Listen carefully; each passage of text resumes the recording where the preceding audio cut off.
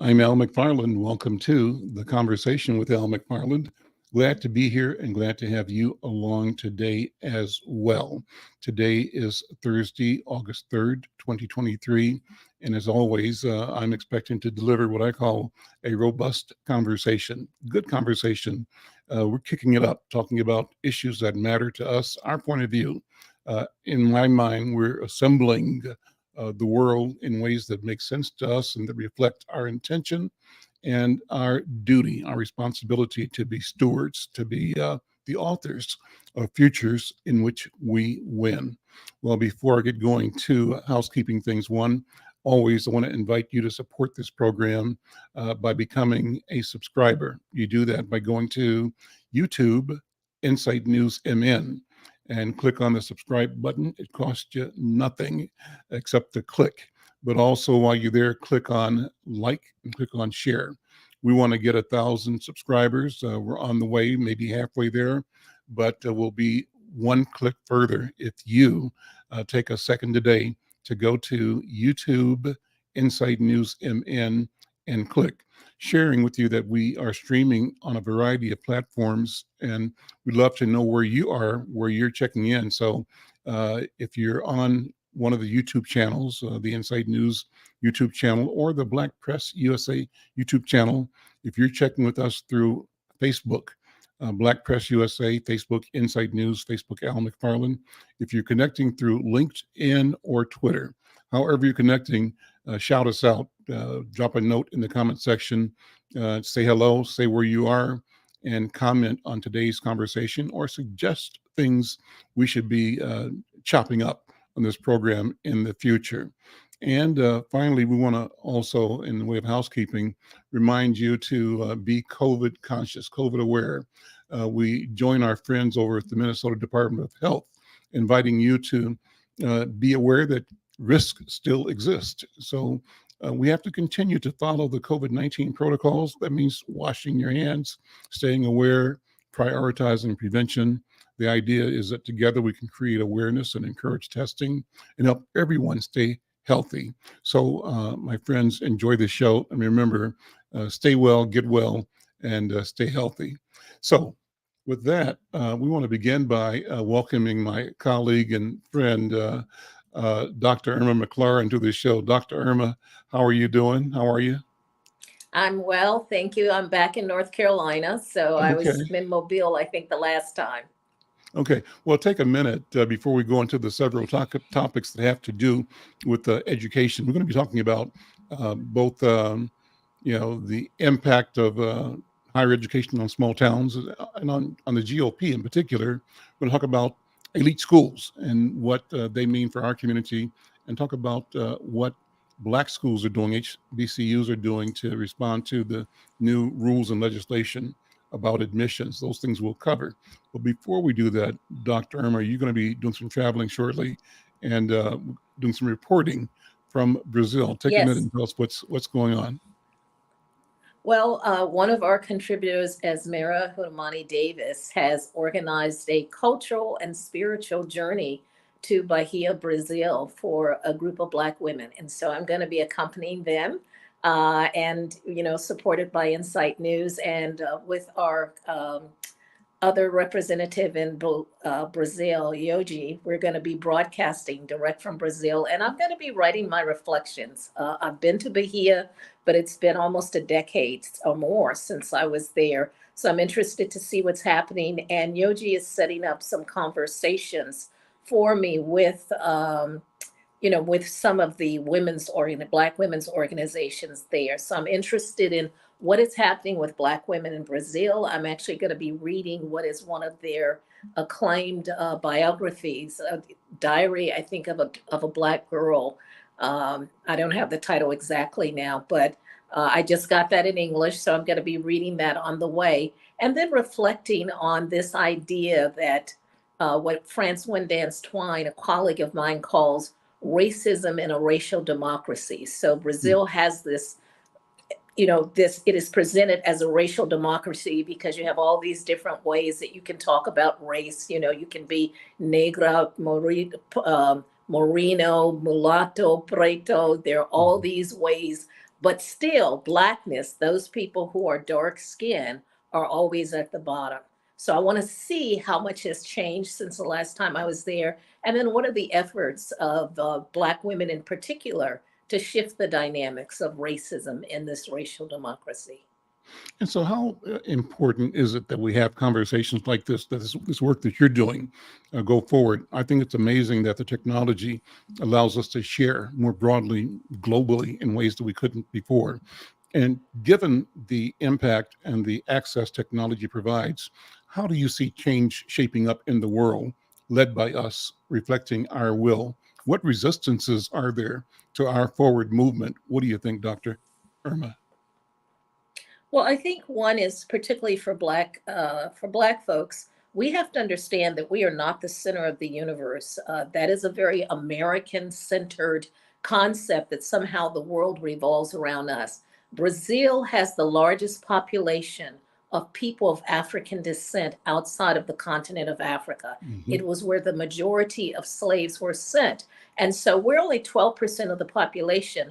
Over 50% of Brazil's population has some ancestry that's rooted in enslaved Africans who were there. So we need to understand what they're doing, how they're managing the struggle, because it helps us understand one, we're not alone. This is Mhm. not, racism is not a US thing, but it manifests itself differently. Latin America manifests itself. Racism is still there, but it looks different. Mhm. When you're in Europe, and we now have Blacks and other immigrant groups going who live in Paris and France and the Netherlands, and their experiences are somewhat different. And we need to be mindful of that so that when we encounter them, we have an understanding instead of trying to impose our particular history on them, but to understand how we have certainly inspired the civil rights movement, has inspired many Black movements, but that they also have their own history of Black movements that we may not be aware of because we're not taught global history. And now the little history that we did learn from having Black studies programs and Blacks and having textbooks, they're now trying to erase. So I Mhm. think having these kinds of broadcasts will give people information that may not be available in the normative textbooks. That's a great place to pivot and talk about higher education, university education, textbooks, learning. I've got an article that's in Politico that is written by Charlie Matisian and Madi Alexander, I think published around July 21st. And the article is entitled, "This is really a big deal, how college towns are decimating the GOP." The subtitle is "Growing Population in America's Highly Educated Enclaves has led to huge gains for the Democratic Party. Republicans are scrambling for answers." I'll just read a couple of paragraphs here, and let's have you reflect on that. With the dateline of Madison, Wisconsin, the article says that spring elections in Wisconsin are typically low turnout affairs, but in April, with the nation watching the state's bitterly contested Supreme Court race, voters, this is in Wisconsin, turned out in record numbers. No place was more energized to vote than Dane County, the state's second most populous county after Milwaukee.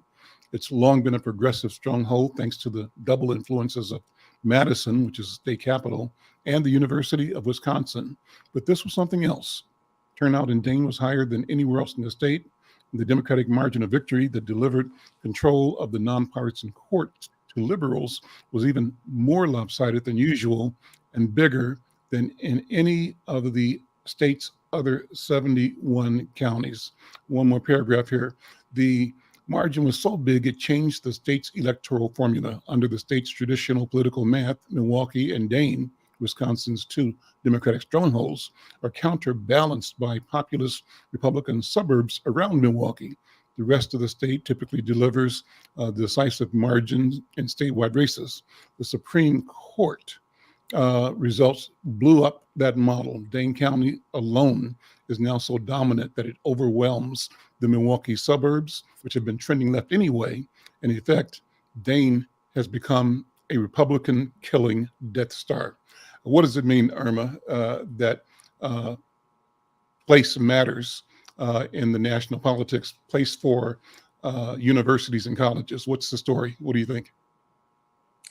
Well, first, let me say I moved from inner city Chicago, where I grew up, to Grinnell, Iowa, where I went to college. Grinnell, Iowa is dead center in Iowa. It's 50 miles from any place. There's no airport or anything. But the town is it's the wealthiest college in the state of Iowa, and probably on competition with Yale and Harvard in terms of its endowment, which I understand has reached into the billions. The person who invented the Intel circuit chip, Robert Noyce, went to Grinnell, as did Herbie Hancock. So I know a bit about small towns. And what people forget is that college students are not isolation. They are part of the, they go to school to places for 4 years. If the place has a graduate program, sometimes they stay for longer.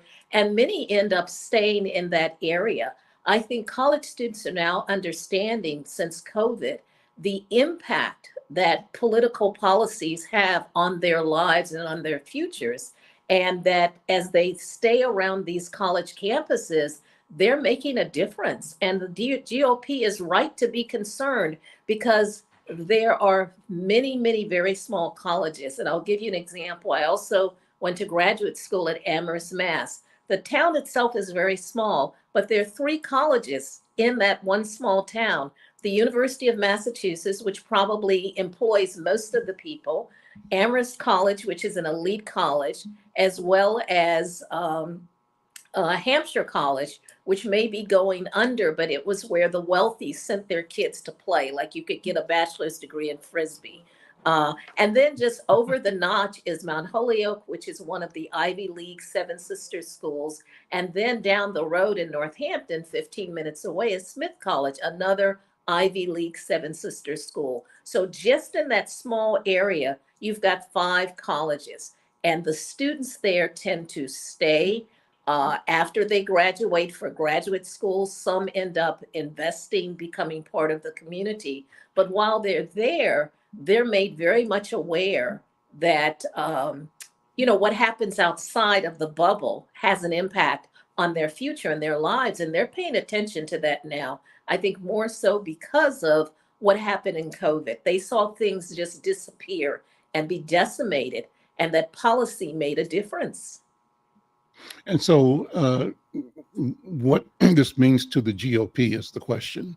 The idea is that you've got progressive and liberal thinking at these universities, and they are making a significant impact on the local election scene. And what's the projection of that in your mind uh, as a strategy for evolving what I would call decency, and progressive liberal thought in Right. communities? How does the I would GOP call react it to the that? Obama Well, I would call it the Obama effect. They have Mhm, not had anything like what Obama was able to do, which was to mobilize youth. He mhm, had people out there canvassing. He had people who were in charge of many numbers of his political campaign. And the GOP has focused its energy on old money and older people.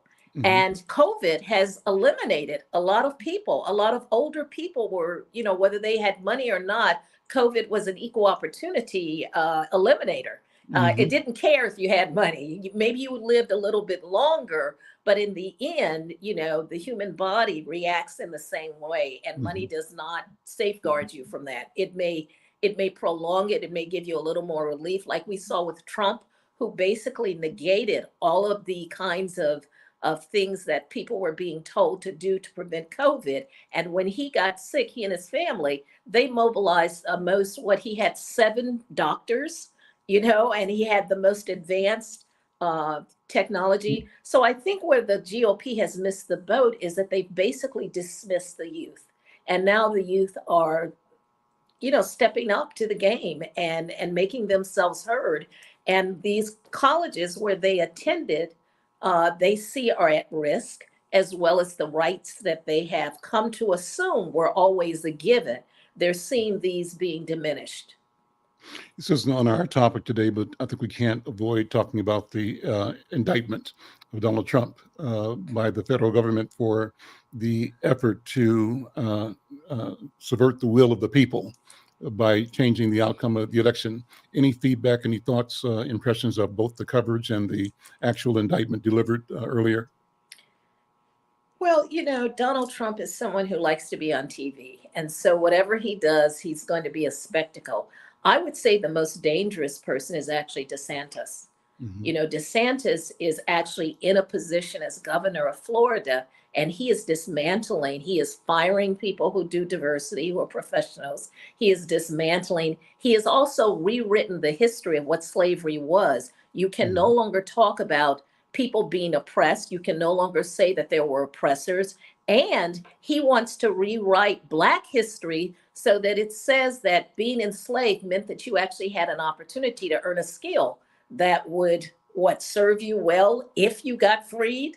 I mean, it's ridiculous. And so I'm not so much concerned about Trump. I think he will always be a spectacle. It's the people behind him who are often not visible that we have to worry about, because he basically is an idiot. So there are other people, I've worked for the federal government.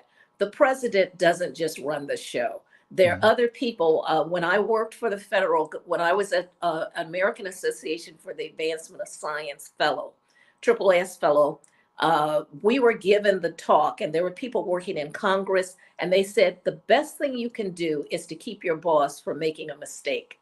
So our job was to sort of be on the lookout to see if this person was going to do something stupid. It is the people who are civil servants who have made a Hmm. career out of it who tend to keep the government afloat. Hmm. Political appointees come in, it takes some time to get acclimated, they're dependent. And so if we see when Donald Trump was in office, there was a lot of backtracking. He would say something, he would do something, and then his staff would have to backtrack and sort of correct it. I would say the dangerous person, if that person becomes real competition for Donald Trump, is Ron DeSantis, who's the governor of Florida. He's Well, let me dangerous say, because he's not an uh, idiot. Mike V has a comment. Mike V says DeSantis has no pathway to victory when the GOP's goal was to bring more Black voters to the party. Alienating them Hmm. with the anti-woke campaign has hurt the party. You agree with that? Yes. Yeah, great, great. Oh, absolutely. And also, he's going up against corporate giants like Disney, who are basically in favor of greater diversity. And so hopefully, if he does nothing else, he will just split the party in such a way so that nobody wins. I mean, that's my greatest hope, right? Well, so let me take it one step further. I was talking to a neighbor of mine yesterday, and the logical extension of this division, and we hear it more from the right and from the center than we have uh, ever, is a civil war in this country, a split. Are you hearing that at all? Are we, in your mind, from Well, what you hear in the I community? I think there are people who have, there's always been anti-big government. And Hmm. this is the irony, is that the people who claim to not like big government are the people running for office to become government, Hmm. right? And it seems like they have an agenda to just disrupt and create chaos, which is really anarchy, in its truest form. People are saying that, but we've never stopped having a civil war. Maybe we don't have the armed until we had the takeover of the Capitol. There was no armed resistance, but racism and its institutional policies and structures have always presented barriers and opposition to the idea that Black people and Indigenous people should have full rights as citizens. That has always been at the heart of the conflict, and it is the mark, okay, the scar that is on democracy, is that on the one hand you have the ideals of a democratic society, and Hmm. then you have what is actually practiced, which is not democratic. So I don't know that we're moving towards a civil war, because I'm not sure that we ever extricated it ourselves from it. And the evidence of that was, in fact, all of the statues that were for the Confederacy that Hmm. were on public campuses and in public cities. How could the people who lost the war have all these statues and monuments to them saying that they were the greatest when they lost? And so that says to me that there was always a sector, even if they didn't overtly agree with the Confederacy, in some ways gave them room and space to elevate their stature. So that civil war is still ongoing, and maybe it becomes more subversive. And now I think with the Capitol assault, that we see people being bodacious. I think what Trump gave them was this idea of being bodacious enough to say the most incredulous things, Hmm. right? And people are coming out like that. But there's a price to pay. And I hope that they continue to prosecute them and show that there are consequences to basically assaulting. This is an assault on democracy. And so people will have to choose that no matter what their political beliefs in, if they believe in the principles of democracy, they're going to have to come out against this kind of movement. Any thoughts on the judge that's going to be trying the case in D.C. at this point, a black woman who's an Obama appointee? I mean, it seems like poetic justice at the moment that Trump would have his day in court with a black woman with the gavel. I think what we will have to understand is that people are going to attack her. Hmm. They're going to personalize this. They're going to challenge her. And we have to make sure that we provide her with the support.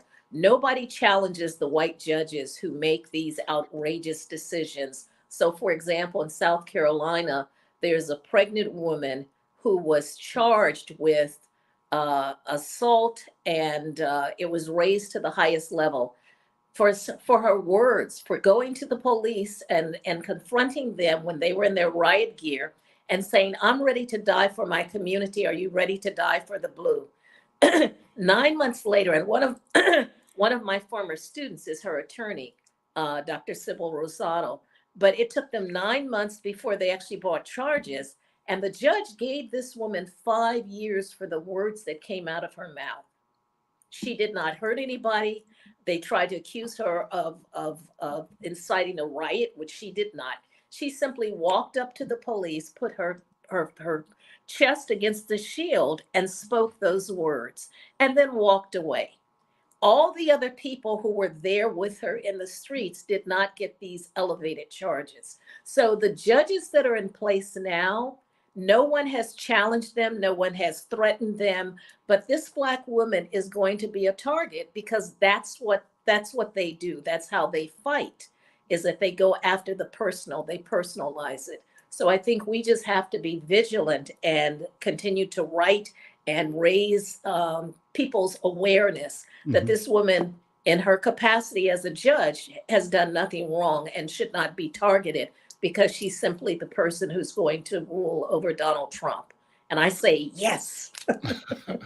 Let's pivot. There's a New York Times article I've got for us to talk about Irma, and the headline, it's an article that was published in July 24th. The headline says, "A study of elite college admissions data suggests being very rich is its own qualification." It's a piece by Atish Bhatia, Claire Kane Miller, and Josh Katz. Um, and in summary, it says that elite colleges have long been filled with the children of the richest families, the Ivy League schools. 1 in 6 students had parents in the top 1%, and that a new large study showed that it's not because these children have had more impressive grades or on average took harder classes. They tended to have higher SAT scores and finally honed resumes and applied at a higher rate, but they were overrepresented, even accounting for those things. And it says for applicants with the same SAT or ACT score, children from families in the top 1% were 34% more likely to be admitted than the average applicant. And those from the top 1% were also more than twice as likely to get in. So talk about that, if you would. What does it mean about the entire system, and how does that factor into the challenges that are coming from our community about legacy, for example, and money, having and requiring, asking the entire institution to look at how it's been doing business, particularly since they wanted to not consider the question of the historic racial disadvantage that we've been victims of. What do you think? Well, the article that I'm going to send to you begins that affirmative action, that admissions has always, college admissions at predominantly white institutions has always been about race. And it was an attempt to keep these colleges white. So, having said that, let me tell you that I speak from the point of view of an insider. I worked in admissions for 18 years. I worked at Mount Holyoke, which is an Ivy League all women's college. I then moved to the University of Massachusetts, which is a Mhm. public institution. And then I worked as an assistant dean. So I saw students with academic, discipline who were failing or having difficulty academically. So I've seen it from both the public and the private sector. And I also attended Yale Summer High School in 1968 before Yale became co-ed. I was one of the first women to be there in that summer program. And it was part of a program where they were trying to diversify. This is when white colleges were just opening up. I say that to say this: behind the scenes, it has always been clear that legacy trumps anything in terms of admission. That's how George Bush got in. George Bush the Mhm. third got Mhm. into Yale. He was a legacy. Mhm. He was not the brightest bulb in the box, as we Mhm. all know. He was the same as a president, Mhm. but he got in. How is that possible? Legacy. My own institution, which is a very elite institution, I can tell you 5 generations of people where it's the parents, the grandparents, the great, now the grandchildren, the great grandchildren. It goes back that far. And so in all of these, I even got a letter from my children when they were born saying, you're sort of a legacy. And had they chosen to go, it's probably likely they would have gotten in. And so this has always been the case. This is affirmative action for white people and for the Mhm. wealthiest. Mhm. And even if you don't have wealth, if you have someone who previously got in and you're a legacy, that trumps. And so when Asian students made their case, had they included legacy, we would not see, I think, the assault on affirmative action. Because had they included legacy, then those people who were making the ruling, many of them themselves are probably legacy people. Mhm. Because when the program at Yale in the summer of 1968 was over, Yale University hired a consultant to evaluate the program. It was called the Singer Report. And what he wrote was this. He said, this is a very effective program. It's very successful. It was bringing inner city kids, people from the reservations, Puerto Ricans from New York, poor whites from Louisiana, all Black girl from Chicago, grew up in the projects. All of us were there and we were being taught the great books, including books on, by, uh, you know, uh, Ralph Ellison and Richard Wright, and in addition, alongside Mark Twain. And we wanted to burn Huckleberry Finn, but they talked us out of it. We were putting on plays by Jean Genet. But this made us know that here we were from all these schools that were not the top schools. And we were reading Antigone, we were reading Hegel's Phenomenology, we were reading the Communist Manifesto, and no one told us that we shouldn't understand it. Right. So the report said this was and there's a documentary about it that the director made. They fired him. The Singer report says that this was a great program. However, it was not the mission of Yale University. Yale University's mission was to educate the 1,000 or whatever the number was of white young men to become leaders. Hmm. That is what the agenda is of these elite institutions, is to create those leaders. Mhm. And in that sense, those leaders are de facto white. And Mhm. so they will do everything, no matter how diverse they get. What Asian students didn't understand is that before Black folks came into these elite institutions, there were always Asian students. That number increased with affirmative action and it diversified because the Asian population is not homogeneous. The people who historically have gone to these elite colleges are of Japanese and Chinese descent, who have a Mhm. long history. But if you start adding in newer populations of Asians who've come to this country, the Vietnamese, the Vietnam baby airlifts, people who are Hmong, Laotian, They Thai. tended to be fishermen. They came from more rural families. And so their success rate in terms of high school completion is actually on par with what we see with urban, African Americans. Affirmative action opened up space for that more diverse kind of Asian population to get in. Mhm. So by assaulting that and getting it sort of eliminated, they've basically stymied the opportunities, not only for potentially Black students at these elite institutions, but also for Asian students who are not of Chinese or Japanese descent, who don't come from privilege, right? So it was a mistake. Had they put those two things together, I don't think we would have seen the same ruling, because to attack the legacy meant that these people who are making the rulings would be limiting the opportunity for their own children down the road, and they're not going to do that. So it was a misdirection in some ways, and the real culprit, excuse me, the real culprit in all of this is really the legacy. Elites to some extent, athletes to some extent, right? And here is something I always said. How Mhm. is it that these elite institutions can find athletes from inner city schools who are, from these, but they can't find the science students? They It's the can't find same scholars. school. Yeah. So they can't find scholars. So how is it that you can go and find the top basketball or football player at these schools, but you don't stop and say, hey, by the way, do you have any good science students or any good students in math or literature? And so it's always been a phenomenon to me, because the emphasis was on that.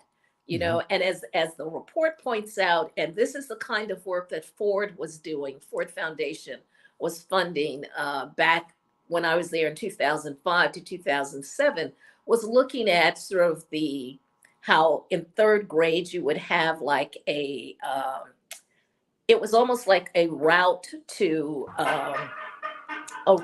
prison. In the Mm. third grade, they said schools could predict what Black kids were going to go to prison. Mm. And so they were exposing how these kids were being set up. They weren't learning, they weren't being literate, they couldn't read, they couldn't write. And so by the time they reached seventh or eighth grade, they're already at risk. And some of them are already in the system, Mhm. right? So these kinds of studies, they unpack and they reveal some of the issues. But the problem is that it's not going to change anything. I mean, that's the irony, is that Mhm. even knowing this, they will come up with some explanation, but they will still continue to admit the legacy, because in truth of fact, legacies, particularly those who are wealthy, are the ones who are funding them. They're adding to the endowment, they're having the buildings named after them. This is something that has they've come to rely upon, the alumni. And when I was the first assistant director for minority admissions at Mount Holyoke College in 1974. I was the only one. Mhm. And alumni are a critical part of how they recruit students. So alumni direct the admissions people to what schools they should go to. Well, if the alumni come from elite schools, what is it that you're probably going to go to all elite schools? Yeah. You end up staying with those alum. Mount Holyoke was a little cheap, so I had to stay in the alumni's houses. Um, and so you see how they operate. They have certain schools they go to, certain counselors. So it's a kind of trend, if you will, that is going on. And I think people need to understand this is normative. This is what Mhm. all elite colleges do, whether they have $1 billion endowment or whether they just have a few $1 million. This is how they operate, because they rely on those alumni to then give back, you know. So Let, let, that's part of it. well, let's pivot to the impact of this environment on HBCUs. There's an article by Stacy Brown, who's the editor at the National Newspaper Publishers Association. She's appeared in several of our newspapers around the country. But Stacy writes that in the wake of the Supreme Court's recent decision to end affirmative action in college admissions, historically Black colleges and universities have taken steps to adapt their admission policies. With the expected increase in applicants, HBCUs reportedly are gearing up to become more selective, aiming to maintain the quality of education they provide. Last month's ruling by the High Court, which prohibits colleges from considering race during the admissions process, has sent ripples through the academic landscape. For many universities, affirmative action has been crucial for fostering diversity and inclusion. And while not entirely unexpected, this decision poses a significant challenge to HBCUs, which have historically played a pivotal role in educating Black graduates and promoting racial diversity. So let me stop there, Irma. You again are in the middle of this situation as a college president, as an admissions officer, as an educator. Let's unpack that. What are the issues for HCBUs given the recent court decisions? So first, let me say that I had the privilege of working as deputy provost at Fisk University in Nashville, Tennessee, which our producer is an alumni of. I also I founded the Africana Women's Studies program at Bennett College for Women in Greensboro, North Carolina. I was president at Shaw University, and I've also been tenured at University of Florida. I got my degrees from University of Massachusetts, where I worked in admissions. And I also was tenured at the University of Minnesota, where I also helped found the Urban Research and Outreach Engagement Center. One of the stats that people really need to hear that is in that article is that HBCUs are only 3% of all universities and colleges in the entire country. And I think there are about 3,500 of them at this point. Only 3%, but they actually graduate 25% of Black students. Wow. So that's number one. Yeah. The other stat that's not in there, but that I know because, we used to look at STEM, is that 85% of all women who go into the sciences graduated from either Spelman or Bennett. 85% of those who go on to get PhDs in the sciences in STEM got their undergraduate degrees from an HBCU. And for women, particularly from either Spelman or Bennett College for Women. That is an extraordinary, fact, okay, is that we would not have all of these Black women in the STEM area were it not for HBCUs. So one of the things people should also understand is that many HBCUs don't have Black studies programs, okay? Clark Atlanta has a Black Women's Studies program, Spelman has one, but many of them don't have specific Black studies curriculum because they were by definition the embodiment. They had the Black scholars. So for example, at Fisk, Anna Bontemps taught there. You had people, Aaron Douglas did the paintings on the wall in the library at Fisk, okay? He created the murals. So they were the embodiment of Black studies as opposed to the theoretical literature on Black studies. And I think that is what makes the difference. Yeah, the environment itself was. Exactly. You were drinking. Yeah. When I was at Fisk, there was a professor there who had been in the Harlem Renaissance. He was like 90 years old, and he'd sit in the library. I think he was still teaching one course, and people would just come and absorb. I mean, just listening to him, who he knew personally, was an entire course in the Harlem Renaissance because he knew them. He wasn't reading about them. He actually knew them and could talk about them. Yeah. I remember I lived in the apartments and walking past Anna Bontemps' house. I mean, just the fact that I was going to walk past the house that Anna Bontemps, one of the great literary figures of the Harlem Renaissance, had lived there. It's like phenomenal. There was an artist there who had trained with Aaron Douglas, to talk to him about what that was like. These are figures that people may not know. And in some ways, Jim Haskins has been, who you did the whole issue to, has been telling us that story of that history. He has done the biographies of some of these people. So for HBCUs, what's going to happen is that people now want a place that is welcoming, because it's not clear that PWIs, predominantly white institutions, are going to be safe spaces for Black students. Um, I remember when the Grutter ruling came down, University of Michigan, that they could not use race to some extent. What we saw was that institutions immediately eliminated scholarships that were specific for Black Mhm. students or Mhm. my historically underrepresented minority students and Mhm. Indigenous people. The Ford Foundation changed its name from the Ford Fellowship for Minorities to the Ford Diversity Fellowship.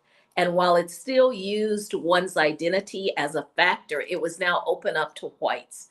And Sure. that changed the dynamics. It Yeah. had a separate listserv, and when white students get on there, they have a very different understanding of while they're there. Many of them, there were some who really were committed to diversity, but some of them just learned, just like they learned to write the right essay to get into these elite institutions, they get tutoring. And I know that there are companies that specifically pay people almost $200 an hour to help these students write these essays so that they can get into these institutions. Parents hire them. So they not only get coached with the SATs, but they also get coached in how to do an interview, how to Mhm. write the right kind of essay, because it's a process. Now, having been an assistant dean, I have seen students with board scores that were straight 800s across the board flunk out. Mhm. Okay. In other words, because you test well does not mean you know how to perform. Right. And so I had the advantage of seeing these elite students sometimes have academic difficulties. And I also was on the opposite end of getting the phone call from the state senator. Ted Kennedy's office was very good about calling up our office and saying, well, we have this student that we have some concerns about, and we'd like you to take a look. And since we couldn't discuss the student specifically, my standard reply is that, well, I can't talk to you specifically about the student, but my suggestion is that you ask them to show you their transcript, because I'm looking at it and this student Mhm. has a 1.5 after like 3 years, and Right. mathematically it is impossible, even if they did a 4.0, which is a straight A average for 3 semesters, they can't come up to a 2.0. It's just mathematically impossible. So I would simply say, why don't you ask that student to share their transcript? And we never got a second call back. But that kind of intervention is normative. So Uh-huh. legacy, political, the influence that parents have, political interventions, these are the ways in which elites get into these institutions, not just based on, the fact that it's merit is a myth. In the It's future, merit Irma, and I want to have a conversation with you about alternative strategies. How do we both grow and maximize the potential for HBCUs to deliver quality education learning for our people? But are there other systems now based on technology for learning that, as Greg Carr would say, means the community can jailbreak the ivory tower? That learning itself can be perceived as a process that's not limited to the traditional, but we can't talk about it right now. Irma, thank you so much. Hang loose. I want to bring my next guest in and spend the last part of the program talking about books. And W.D. Foster Graham is here. Brother Foster Graham, how you doing?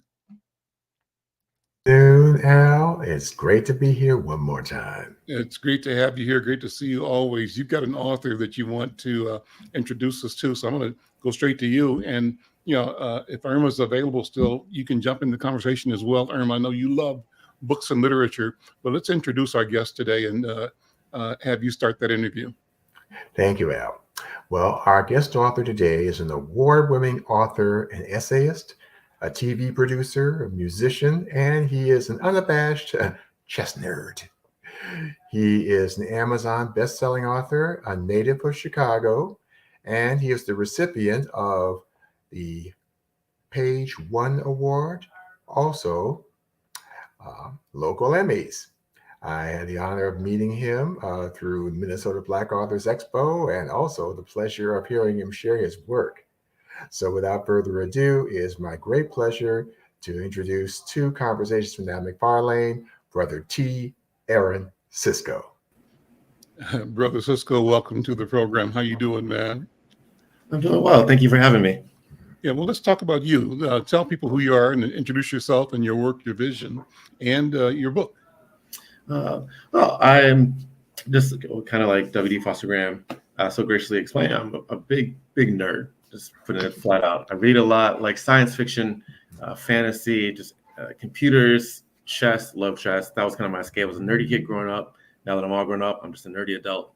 I wanted to translate that and share that a bit. There's a fantastic quote from Toni Morrison that if there's a book you want to read that hasn't been written, then you have to write it. And as someone who reads a lot, both fictional literature, nonfiction, comic books, the whole thing, there's a huge lack in the certain types of characters and stories and narratives, especially within speculative fiction. So fantasy and sci-fi. I was always harder leaning towards the science fiction side just because we seem to be more representative. I found more characters that looked like me, that sounded like me, that looked and sounded like people in my family and my friends.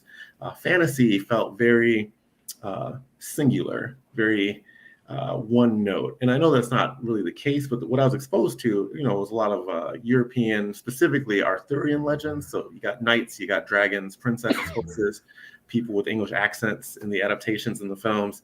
And that's fine. Dragons are cool, swords are cool.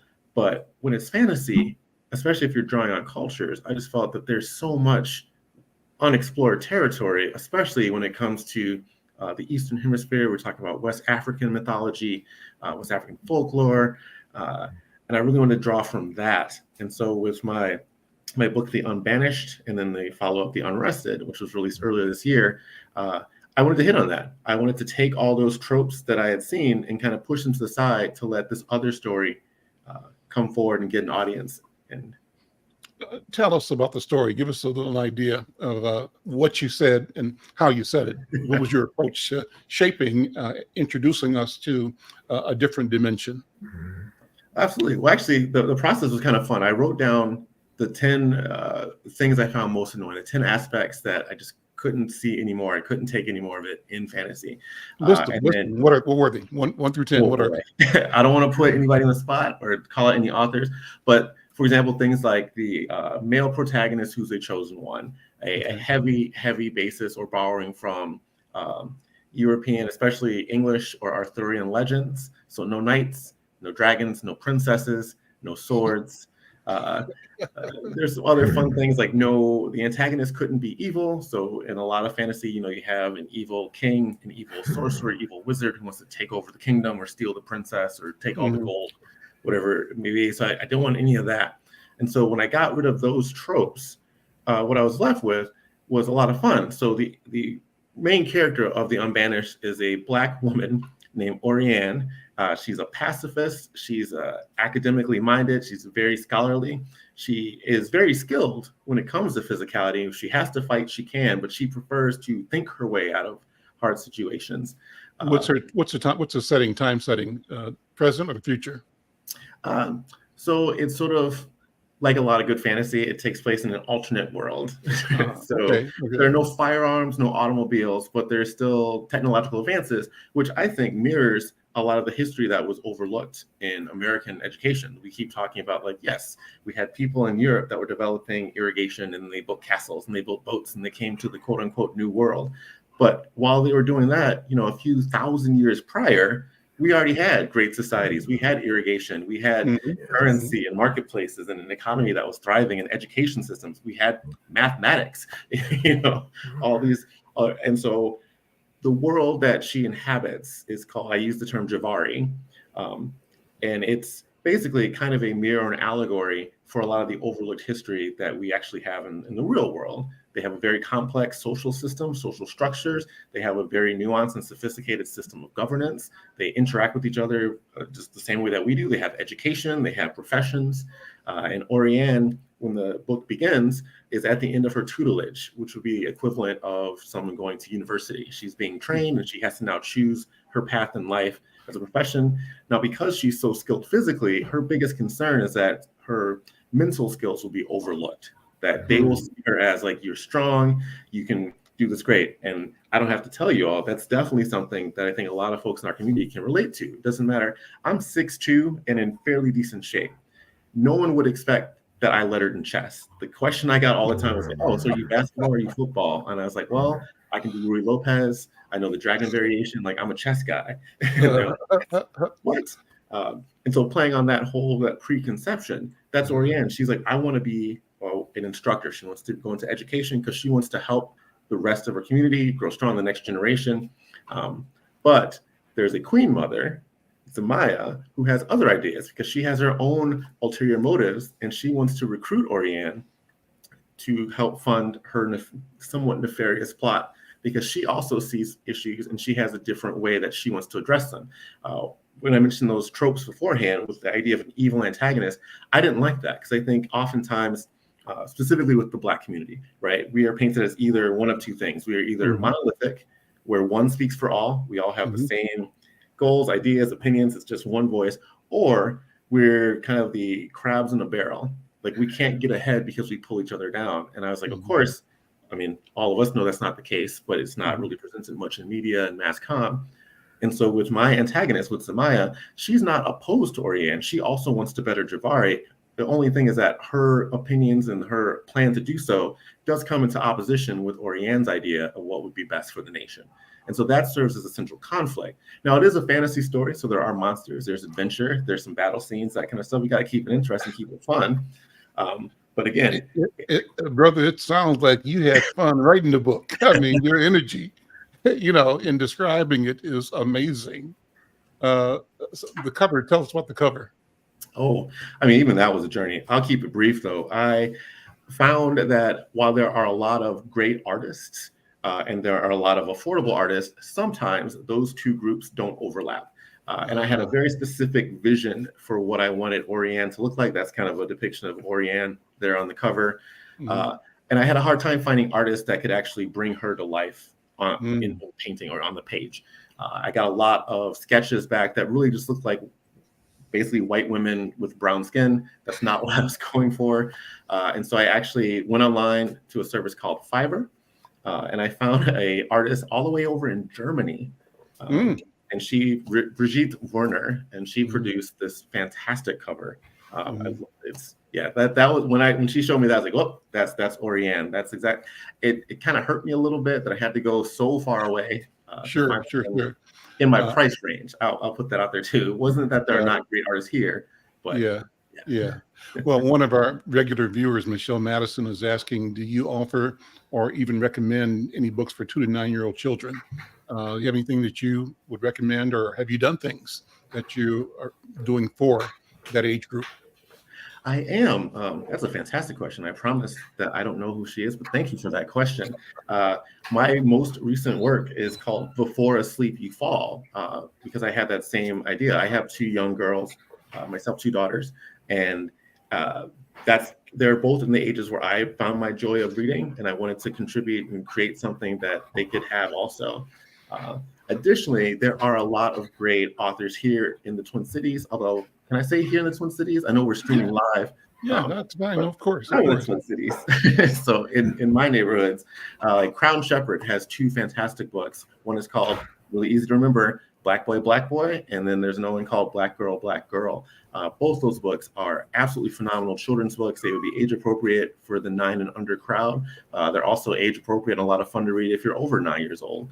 And there's a plethora. And I highly recommend, if I can plug a little bit, the Minnesota Black Authors Expo, which is actually coming up in just, I want to say, like 2 months or so. It's usually in the mid-fall, around October. And there are always multiple authors for every genre, but particularly children's authors present with their work on hand. So are you full-time as a writer, Brother T. Aaron Cisco, or do you work as well and write? I do work as well. I have a day job. I mean, writing is what I do. But my day job pays the bills, so to speak. Okay. So what's it take to get to where your writing pays the bills? Is that one of your goals? Is that an aspiration, obviously, where you could devote yourself fully to writing, to being more creative? Or is it okay to have the distraction of a job, to keep you free to think when you are doing thinking time? Well, I think When I wrote my first novel way back in 2016, which I know is not that far back, but feels a lot longer because the whole pandemic and everything has slowed the clocks down a little bit. That was my initial goal, was to just say, you know what, I want to be an author. I'm going to get these books optioned, and then I'm just going to ride off. I'm going to be a Toni Morrison. I'm going to be a James Baldwin, heck, be a George R.R. Martin type.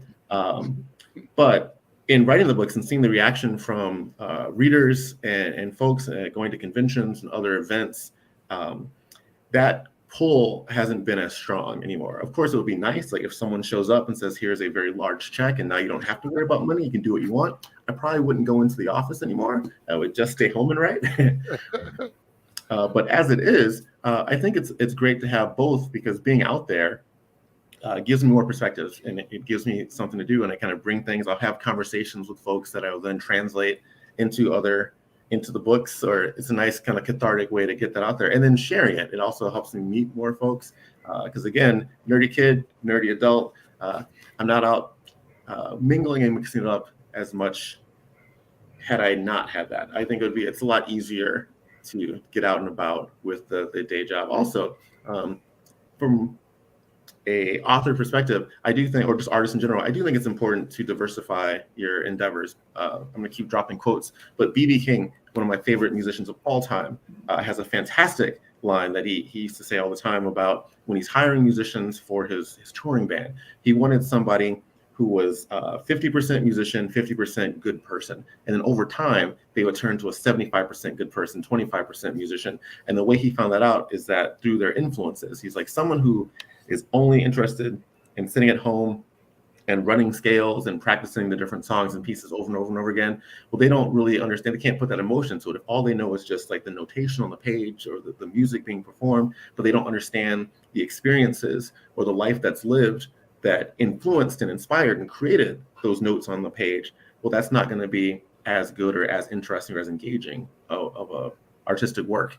And I feel a little bit the same way about writing. I think that authors are fantastic. I'll speak for myself. Like, I love writing. I love expressing myself through prose.